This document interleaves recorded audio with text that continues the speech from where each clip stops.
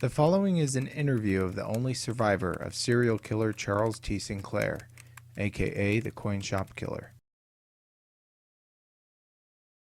Well, I was working at my coin shop in Murray, Utah, uh, in May of 1990, and I had a gentleman come in, said his name was Jim Stockton, and that he was retired, moved here from Texas, that his wife was still working, and he had a medical disability, and so she would drop him off on her way to work, and he would come into the shop and talk, which isn't uncommon to talk about coins and things like that, and told me that he had a couple of kids and told me their names, and he'd be there for a few hours and then he'd leave. She'd pick him up at lunch or something, he'd say, and so he did that for 3 days, and then he came in Friday afternoon. He was there waiting for his wife to pick him up, and it was about closing time, and so I had started putting things away into the safe, and he'd actually asked to use the restroom and back, which I let him use, and then he came back, and as I was putting things in the safe, I had my back turned slightly to him. He was to the back left of me, and I heard him mumble something, and it sounded like what he said was, "Dumb bastard." And I turned around quickly to see what he said, and then for a split second I saw the gun and felt something hit me in the head. And with me turning, it actually knocked me down sideways. And so for a split second, it was like when you're asleep and you don't quite know, am I awake or am I not, or what was that? It was that moment, and I realized I had been shot. And so as I fell, I put the back of my wrist on where I knew the entry wound was, because I was afraid that I would lose a lot of blood and pass out and die. So I laid and played dead as best I could. It knocked the breath out of me, and I had to be careful to watch my breathing. And he actually then came around the display cabinets, checked me, walked over, took the phone off the hook. So he was very smart about that, made sure nobody was going to be calling at that time. And then he proceeded to go and start taking things out of the safe, and found some boxes that we had there and putting them in. Then we had a little sheet that we would cover things at night on the wall so that people weren't tempted to break in for that. And he grabbed that and covered me, and my first thought was, boy, I must be pretty hideous looking. He must have blown the top of my head off because he doesn't want to keep looking at me. But really, he was just covering me so that if somebody came by, they wouldn't see me. So this went on for probably 5 or 6 minutes. I could hear him grunting as it was almost animalistic, like there was a thrill in the kill, but there was also the robbery part of it. And so he's doing that, carrying things over. And then I heard another click, and I thought that maybe he was cocking the gun again. And I actually flinched, thinking, okay, it's fight or flight. I need to get up and try to do something about this. And then I thought, no, the plan is working. Stick with the plan. And what it was is he was putting the phone back on the receiver. So that was what I heard. And actually, at the time that he had gone back to the bathroom was when he was actually putting the silencer on his pistol. So he had this all planned out. He carried everything to the door. We had a latch on the door where you could get out, but you couldn't get in unless a buzzer was pushed to let him in. He carried everything over to there. I heard the door close, but I listened just to know that he didn't put things outside and was still in getting more to put out. After probably a minute or so, I knew that he wasn't there. I got up. I hit the hold-up alarm that we had. Some people asked me, well, why didn't you pick up the phone and call the police? And I said, well, for one, the hold-up alarm killed the phone. And for two, I knew he'd touch the phone and it would have fingerprints on it. So all these things, yes, I was thinking about. This was, the scenario had been thought of before. It wasn't like, what do I do now? What do I do now? There was a plan in place. If this happens, you do this. So he left. I didn't see a car or anything. And I hadn't seen a car all week. He was very good about parking off so that you never saw it. So that was why he would say, oh, my wife dropped me off. The police came. I identified, I think, 3 people before I was taken to the hospital. Got there. They did find that the bullet had hit here and come out up here. He saw the exit wound, which left a puddle of blood about, probably 9 to 10 inches across on the carpet. And then I also learned that of the 15 or 16 other victims that he had, I was the only one that he never put a second bullet into. He would usually come up and put the gun behind the ear and shoot a second time.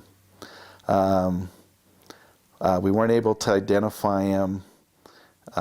Never heard about him. I'd heard about a man, he was known as the coin shop killer on the teletype. There was one in Kansas City, one in Spokane, and things like that. You keep an eye on things like that, but you just don't know what they look like. Then it was, we were trying to ID him. The police would bring in lineups of people. Is it any of these? And it'd be no. And they'd bring in another one. And sometimes it'd be this one person that was repeated. And I'd say, I know you want me to say it's this guy, but it's not this guy. Finally, they got a break. There was 2 people killed at a coin shop in Montana. I think it was in Great Falls, a man and a woman. They were able to get a license plate number. It was from Alaska. They found the car. They ID'd who it was. Sent SWAT teams up to Alaska. Was able to get him out of the house by saying that he'd written a check for a power bill that bounced. And as he came out, they had his car pull into a rest stop so that it was away from the road, and then they arrested him. He had an antique pocket watch that we had in the safe that I was selling to a customer. Very unique item we were able to identify. And his son was wearing a Rolex that my partner in the shop had that had been in the safe also. So we were able to tie them to it with that. That was all we were able to retrieve from that. We probably lost about $50,000 in merchandise. And some of the merchandise was on consignment, so we still had to pay people for these items that we didn't have because it was as if we'd sold them. They arrested him. He was curious as to where they'd been sent from because he'd been all over. A lot of blank spaces in his past. They didn't know where he'd been for several years. They were able to tie him, like I said, to 15 murders.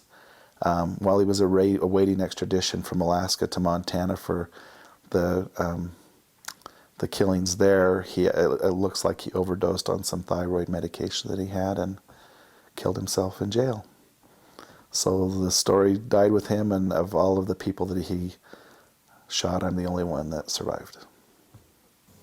So one person asked, what was going through your mind when you turned and saw the gun? What was going through my mind when I turned and saw the gun? Well, it was so fast. Like I said, it was almost like a dream. It was like, this can't be real. And when they arrested, when they came in, they couldn't find a bullet shell casing.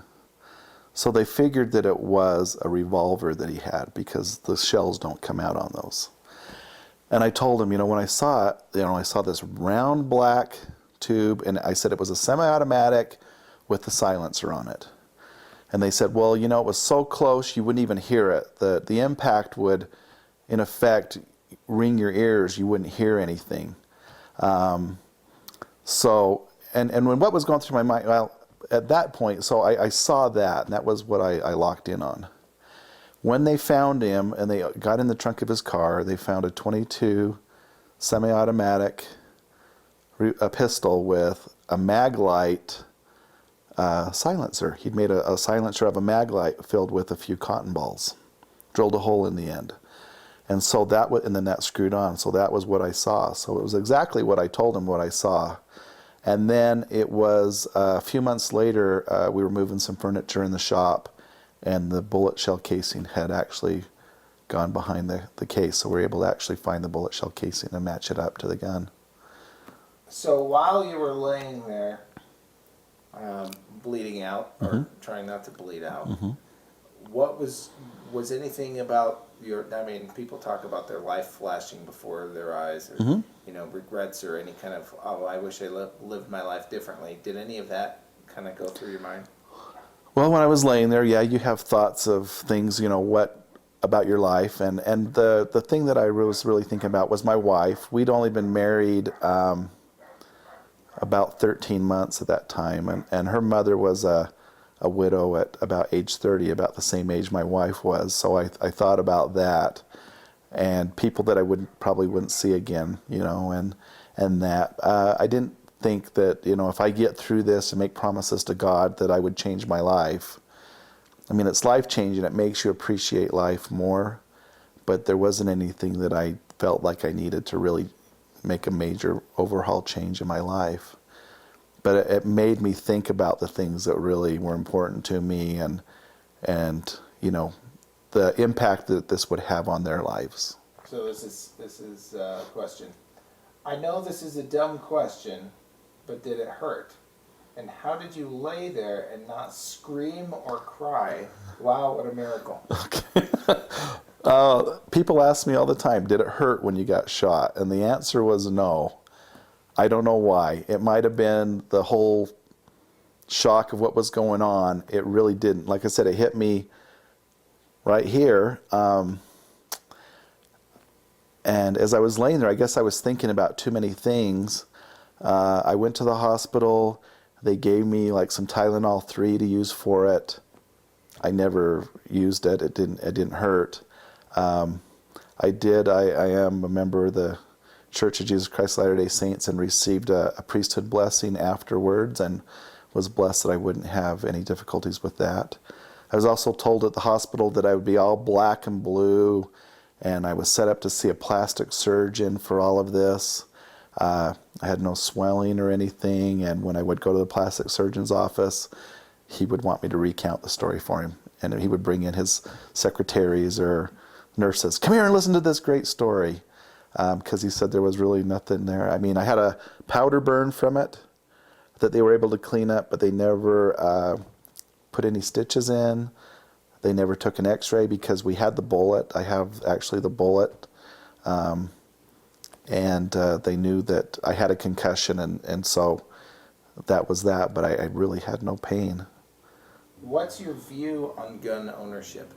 And probably, I guess that, let's just throw the whole Second Amendment and your whole idea on that. How do I feel about gun ownership? Well, I people would tell me, if you had a gun at your shop, this wouldn't have happened. Well, I did have a gun at the shop. I didn't have it on me, but it was close to me. But I had my back turned to this man, and I don't have eyes in the back of my head, so it did me no good whether I had it or I didn't have it. Afterwards, this is at a time when there was no such thing really as concealed weapons permits. It had to be an extreme case for you to have one. Here's a man that tried to kill me, that was being charged with aggravated attempted murder, and I was told by the Murray Police Department that if I wanted a concealed weapons permit, I could have one. I told them I didn't need one. I did have a gun I didn't carry a gun with me around. I didn't feel that I needed one. I had them. I'm not afraid of guns. I didn't all of a sudden feel like I need to have one. But I think it's fine for people to have them. I think that it makes society safer knowing that there are people that carry them and know how to use them and use them prudently. Are you scared that something like that would happen? Were you scared that something like that would happen again, or are you jumping at all, or anything like that?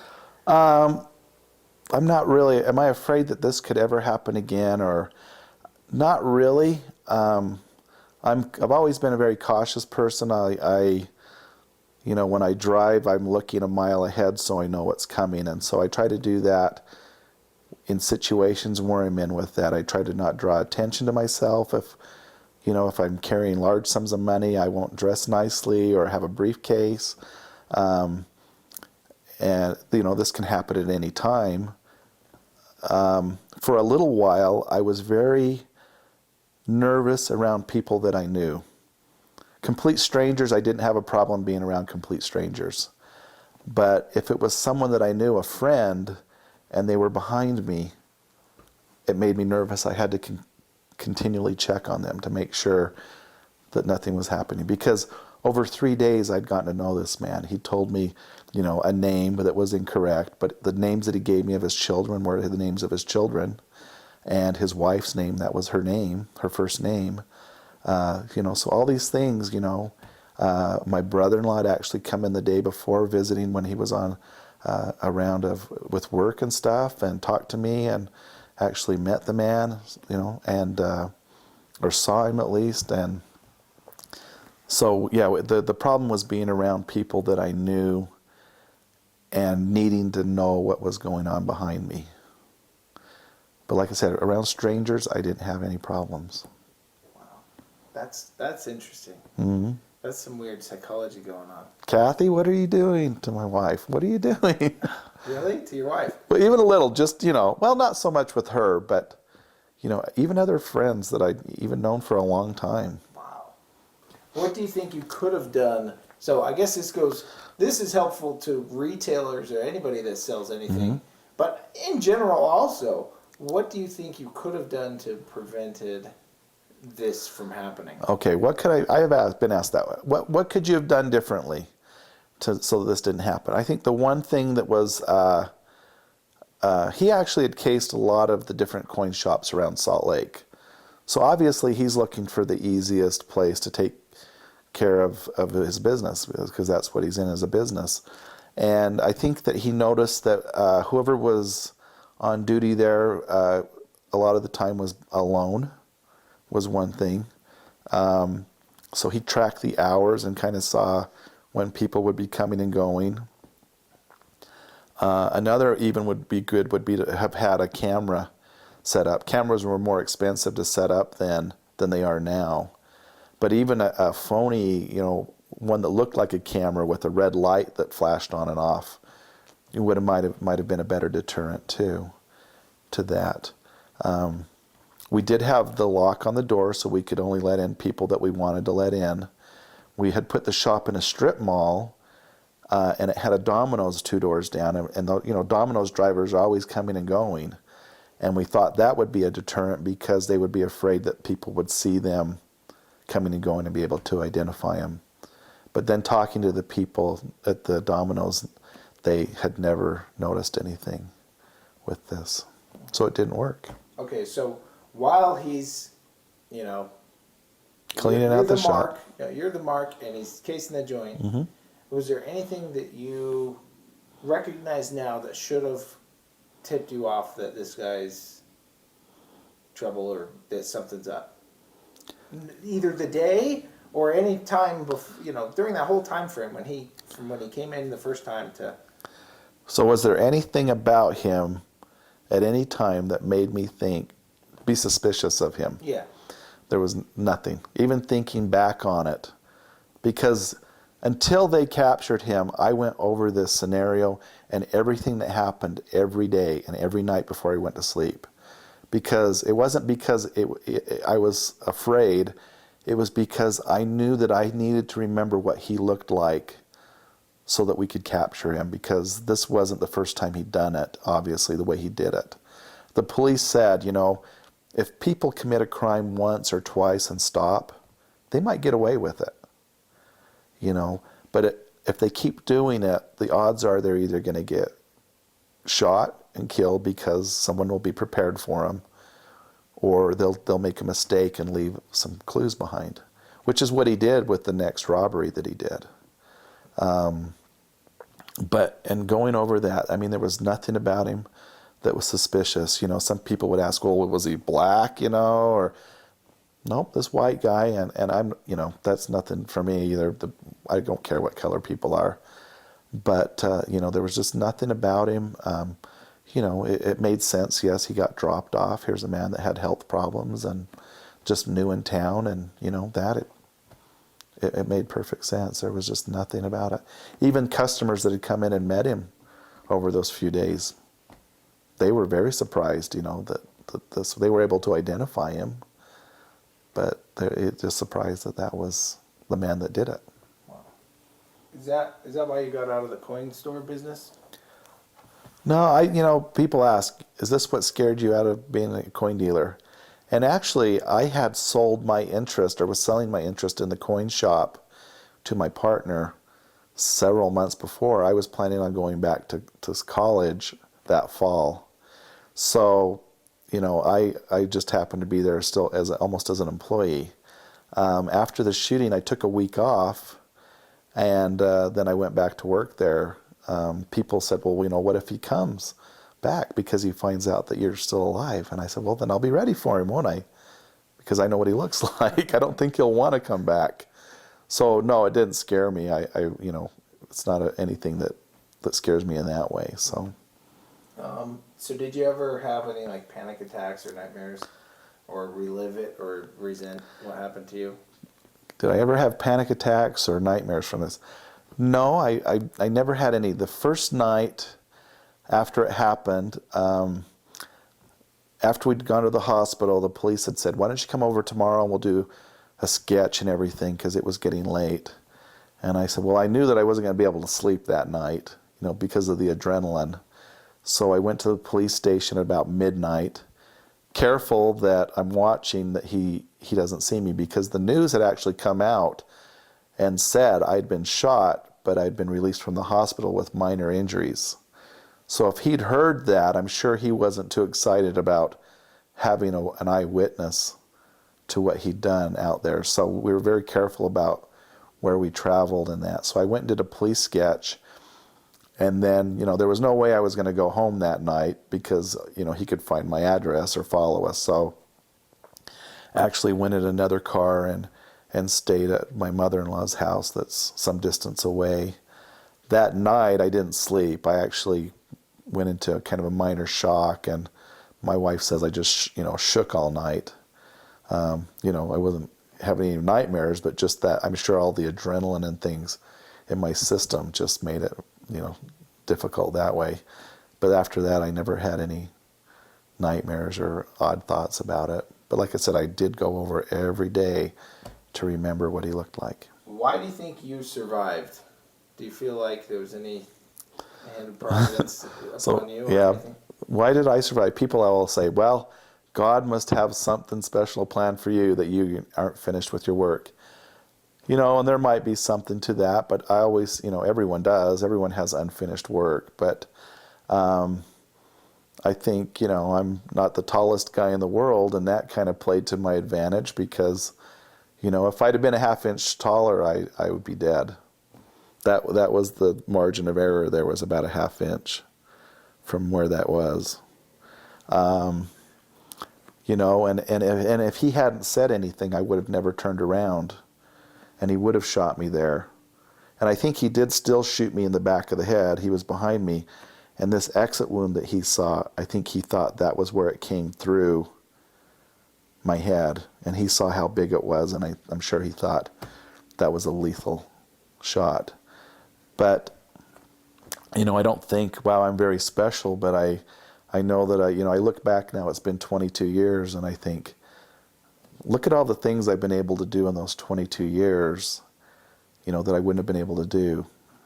I was able to finish college, and my daughter was born on the 7th anniversary of that incident on the exact same day, May 4th. So we always joke that we both celebrate our birthday, her birthday and my second birthday on that day. So yeah, we make the most of it.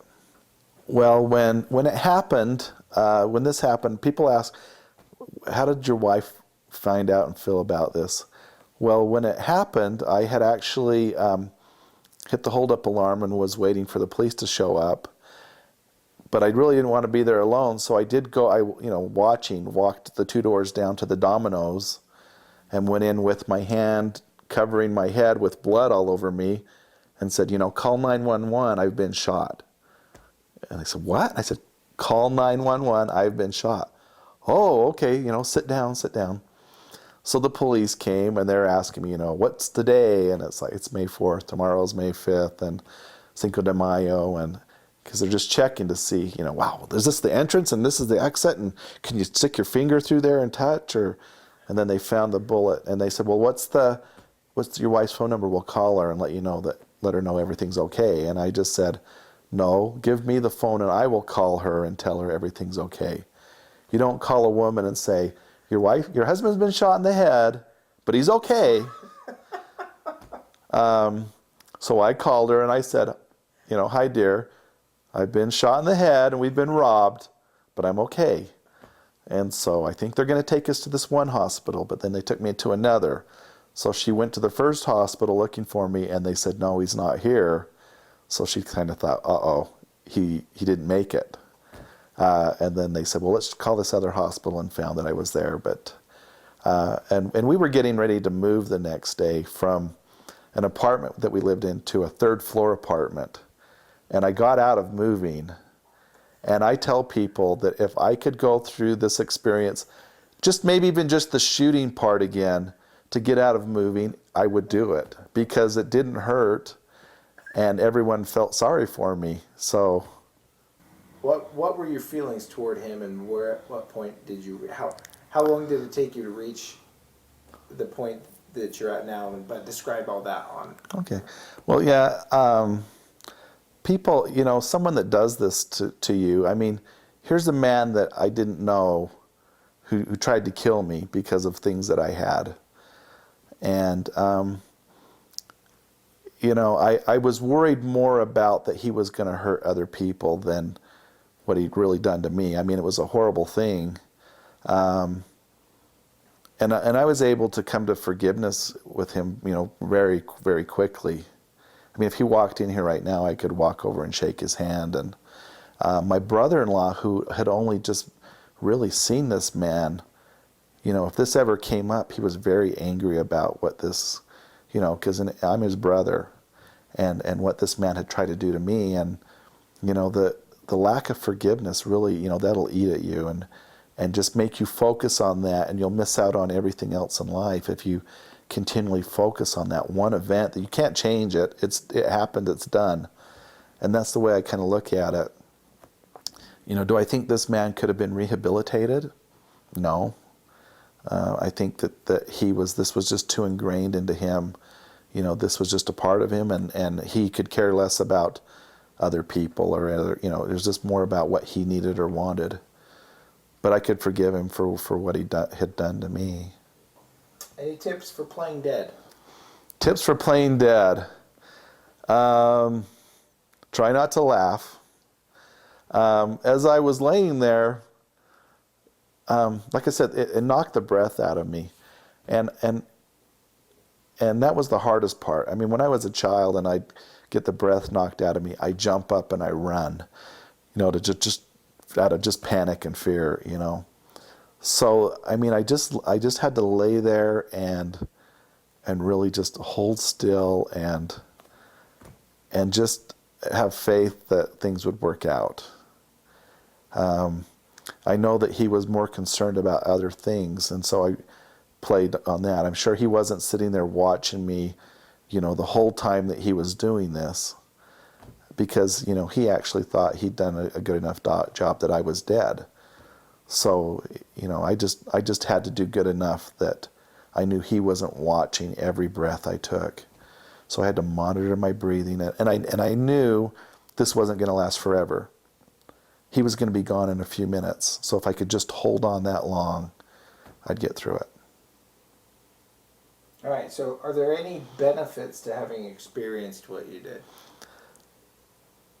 Is there a benefit to me having gone through this experience? I think so, because I'm able to understand others that go through similar things, and in a way I can kind of help them. You hear people say, well, I know what you're going through.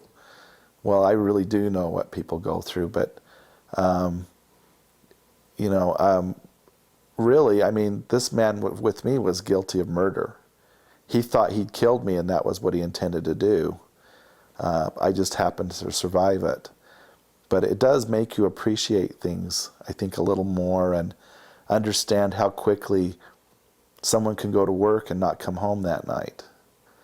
So you have to make the most of that time when you're, with the people that you love, knowing that might be the last time, and how you feel about them. And so it makes you appreciate that, and I think it makes me a little more careful about things and not putting myself in situations where I'm at risk. People, they think, oh, you probably wanted to get out of the coin business and things, and I'd already made the decision really to get out of that, though I'm very interested in the whole process of making coins. So I'm a chemist, and so I've always been fascinated by the elements and metals and things like that, and the mechanical and physical properties that happen with that. And so I started a small mint with my brother-in-law and my wife, and we make small metals with different, we do some of the LDS temples on them and things like that.